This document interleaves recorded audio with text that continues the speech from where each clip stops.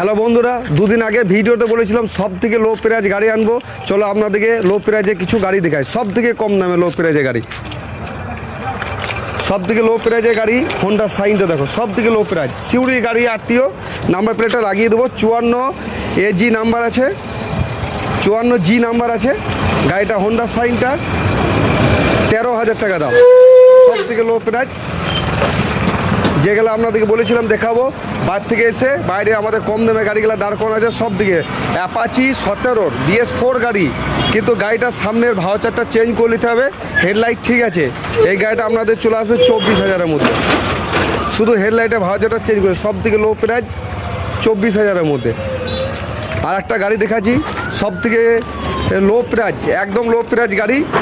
ওটা পরে দেখে, এটা দেখুন প্লাটিনা, 70 মাইলেজ হবে, ফ্রেশ গাড়ি আছে একদম। দেখলেন সব থেকে ফ্রেশ গাড়ি একদম, 70 মাইলেজ দেবে। ইঞ্জিন অরিজিনাল আছে, ইঞ্জিন কোনো খোলা কিছুই নাই। এই গাড়িটা আপনাদের চলে আসবে 19,000 টাকাতে, একদম 70 তেল, একদম 70ই তেল দেবে, কম দিয়ে না। আর একটা সব থেকে লো প্রাইজ গাড়ি আছে স্কুটি, 2015-এর গাড়ি। এটা আপনার চলে আসবে 18,000-এর মধ্যে। গাড়ি ফ্রেশ আছে, শুধু সেলফটা আপনাকে একটু করে নিতে হবে। সেলফে ব্যাটারি ঠিক আছে, সেলফে প্রিমিয়ামটা একটু সামান্য কাজ আছে, বলে দিলাম আপনাদেরকে যে আগে কিছু ভিডিওতে কাজ আছে, একটু সামান্য ওই 400-500 টাকার মতো এরকম কাজ হবে সেলফটা রানিং করতে গেলে।